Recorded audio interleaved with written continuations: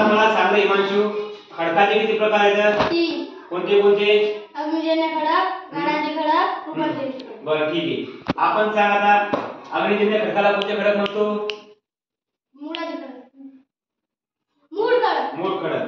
आणि गाळाच्या खडकाला काय म्हणतो आपण? स्तरित खडक. ठीक आहे. म्हणजे खडकाचे किती प्रकार आहेत? 3. बरं ठीक आहे. आता मला सांग आराध्याच्या हातामध्ये आहे तो कोणता खडक आहे? आराध्या अग्निजन्य. कोणता आहे? दाखव सर्वांना. कोणता खडक आहे?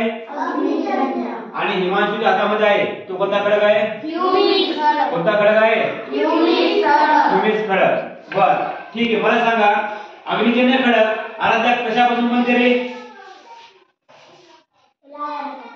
इकडे सांग मला कशापासून बनते? लावा रसापासून. बरोबर आहे, लावा रसापासून.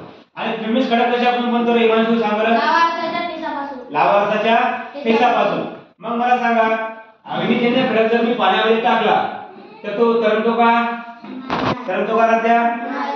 हिमांशू तरंगतो का? नाही. मग आराध्या दाखव टाकून. हा अग्निजन्य खडक आराध्याने पाण्यामध्ये टाकला, मग हा तरंगला का रे? नाही. नाही ना. का तरंगला नाही सांगा बरं आराध्या? कारण त्याची घनता पाण्यापेक्षा जास्त आहे. कारण त्याची घनता पाण्याच्या घनतेपेक्षा जास्त आहे. बरोबर आहे. मग आता हिमांशूच्या हातामध्ये कोणता दगड आहे सांग बरं हिमांशू? ह्युमिक खडक. ह्युमिक खडक. बरोबर आहे. मग हा ह्युमिक खडक कशापासून बनलेला आहे? लावा रसाच्या पिसापासून. लावा रसाच्या पेसापासून. मग हा खडक जर मी पाण्यामध्ये टाकला तू तरंगतो का तो? तरंगतो. ठीक आहे. दाखव बरं सर्वांना तरंगतो का रे? तरंगला का रे? हो. बुडाला का खडक? नाही. का तरंगला बरं?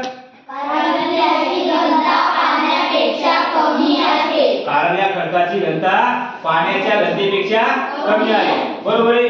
म्हणून हा पाण्यामध्ये तरंगला.